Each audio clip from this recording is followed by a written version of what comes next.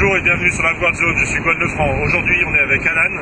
Tu peux me rappeler le nom de ton école? North Skateboarding School 56, à Guidel-Plage, voilà. Ok, merci. Et du coup on va vous parler un petit peu de la sécurité en kitesurf. C'est parti, on va voir ça. Donc au niveau sécurité, pour le kite, il y a différentes choses à gérer. La première chose, c'est le choix du site et de la météo. De la météo avec laquelle on va pouvoir naviguer. Le site en kite, ce qui est vraiment très important, c'est d'avoir de la place, suffisamment de place pour naviguer, pour préparer son matériel, pour décoller son aile sur la plage. Finalement, une aile de kite, c'est relativement grand.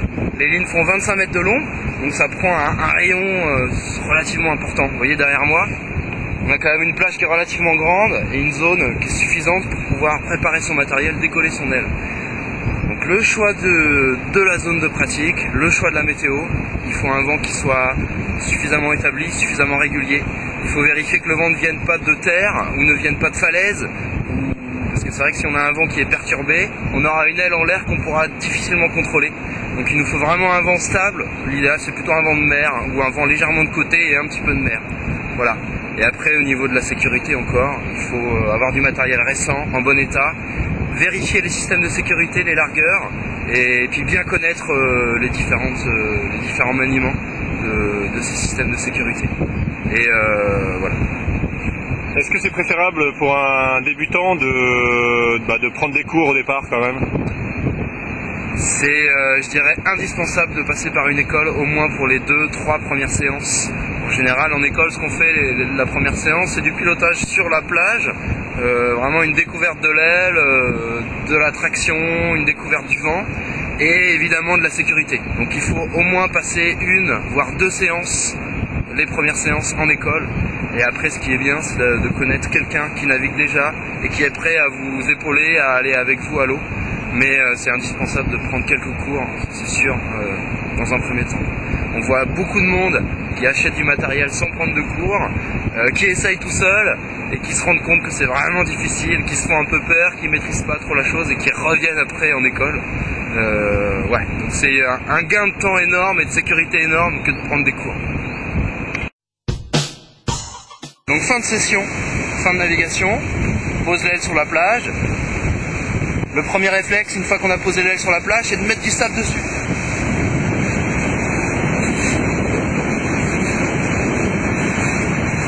Voilà, une fois qu'on a du sable sur l'aile, c'est sûr qu'elle va être stable et qu'elle va pas redécoller. L'idée c'est que si jamais elle redécolle, elle peut aller gêner du monde, elle peut aller blesser des gens, aller sur des voitures, etc. On est là, ensuite on va commencer par déconnecter les lignes.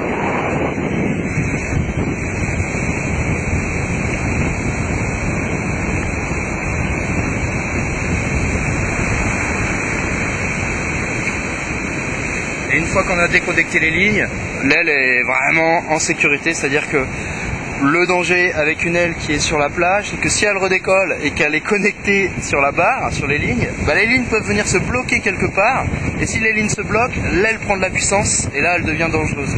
Donc une aile qui n'est pas connectée aux lignes sur la plage est, on va dire, inoffensive entre guillemets. Voilà.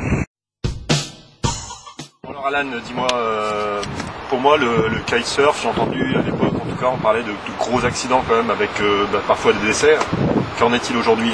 Alors c'est vrai qu'au début du kite, c'était pas évident parce que le matériel n'était pas encore au point. Surtout les dispositifs de sécurité n'étaient pas au point non plus, donc c'est vrai qu'il y a eu pas mal d'accidents. Et c'est vrai qu'au départ, le kite était un peu présenté comme une activité dangereuse.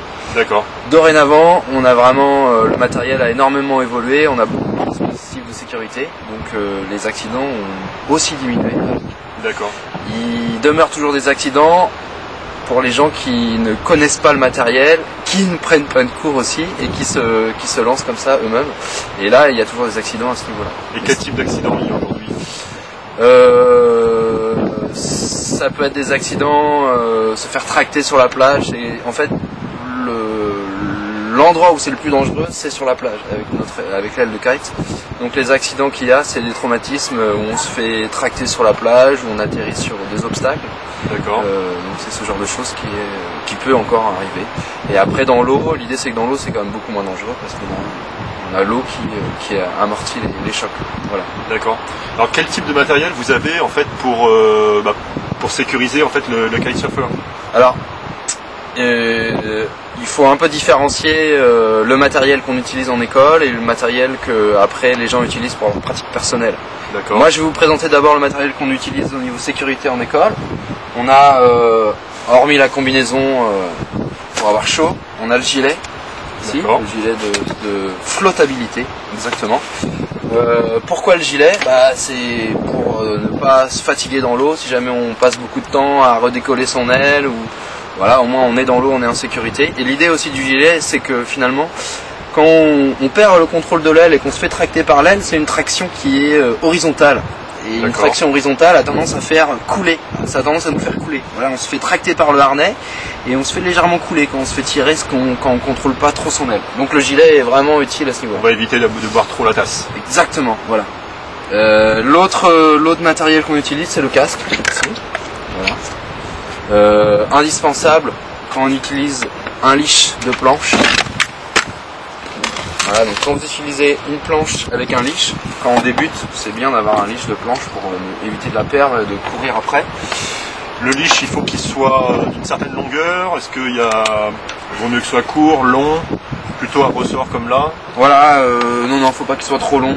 S'il est trop long, il traîne dans l'eau et on s'en mêle un petit peu avec. Donc, de toute façon, il y a des leashs de prévus pour ça, avec la bonne longueur. Il y a même des leashs enrouleurs, c'est-à-dire que c'est un leash qui se enroule et qui se déroule comme pour une laisse de chien. D'accord. Qu'on accroche au niveau du harnais. Voilà. Ok. D'autres matériels qui peuvent aider, qui jouent dans la sécurité du kitesurf? Qu'est-ce qu'on peut utiliser encore?